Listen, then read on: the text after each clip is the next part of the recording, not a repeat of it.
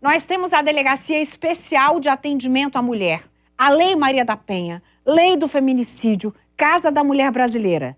E mesmo com tantos mecanismos, ainda temos o desprazer de noticiar crimes lamentáveis, mortes covardes que destroem famílias inteiras.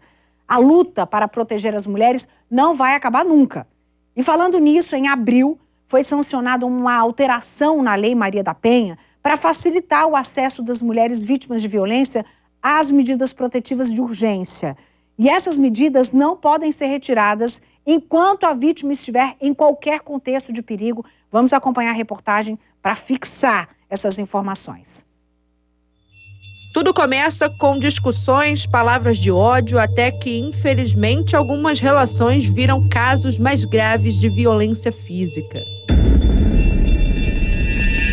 Só neste ano foram 10 casos de feminicídio registrados no Distrito Federal. Por isso, a atualização em alguns artigos da Lei Maria da Penha veio na hora certa. A medida foi aprovada pelo Congresso em abril. O principal objetivo com a alteração é garantir que a lei seja aplicada a todas as situações de violência doméstica e familiar contra a mulher, independentemente da causa, motivação ou da condição da vítima e do agressor. A partir de agora, doravante, as medidas protetivas devem ter como foco a palavra da mulher, a verossimilhança da palavra da mulher, para análise nesse juízo de cognição sumária, para análise pelos juízes de violência doméstica e familiar, para análise pelos juízes que têm competência na matéria e também por outros juízos como civil e de família, também podem ser deferidas medidas protetivas. Deve-se considerar a palavra da mulher prestada perante a autoridade policial ou as suas declarações oferecidas por escrito em outro âmbito, independentemente de terem outros elementos de prova.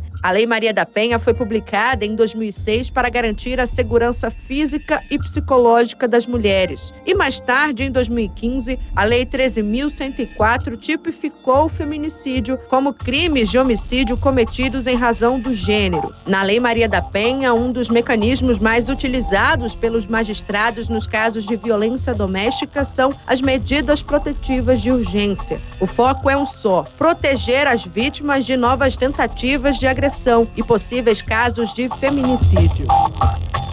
É o enfoque no risco. Então, temos que trabalhar como feminicídio como fenômeno evitável, que existem sinais visíveis, preditivos de um feminicídio.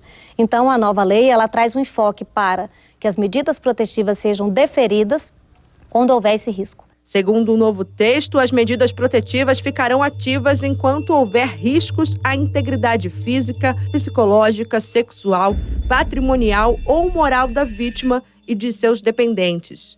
Ela traz muito claro que não precisa de um processo criminal, que não precisa de um inquérito policial, de uma ação penal em tramitação, que essas medidas protetivas elas não servem para estar atreladas ao procedimento, ao processo, sim para salvar as vidas dessas mulheres. As alterações na Lei Maria da Penha não afetaram a forma como as vítimas podem procurar ajuda após situações de violência. A principal porta de entrada para denúncias continua sendo a delegacia.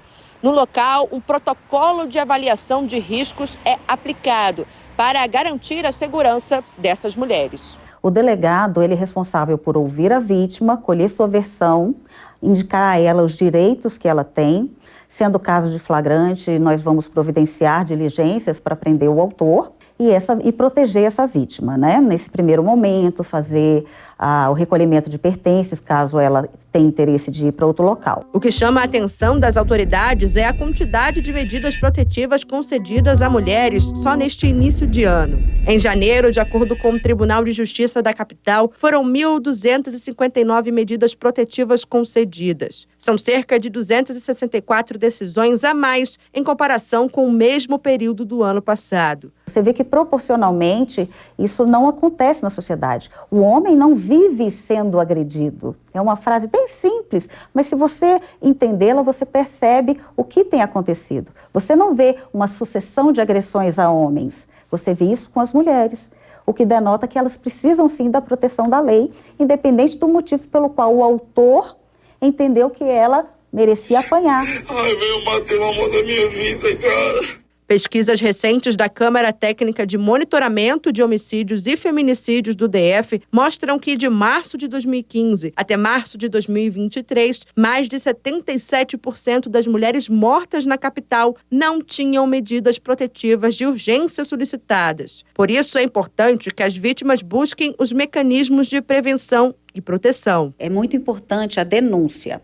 Tudo que ela vem vivendo, ela pode denunciar, ainda que seja um xingamento, ou o autor está dilapidando seu patrimônio, ela não consegue enxergar aquilo.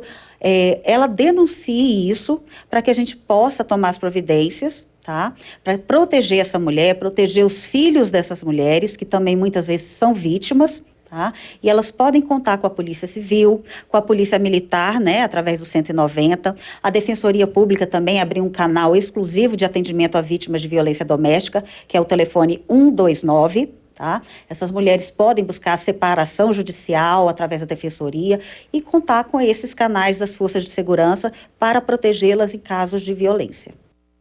Recado está dado.